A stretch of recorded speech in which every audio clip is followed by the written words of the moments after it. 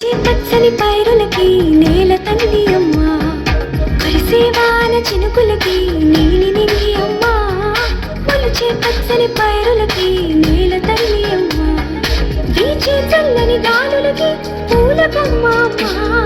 ప్రకృతి పాడే పాటలకి వెలకోయిలమ్మ, సృష్టికి మూలం మమ్మతనం,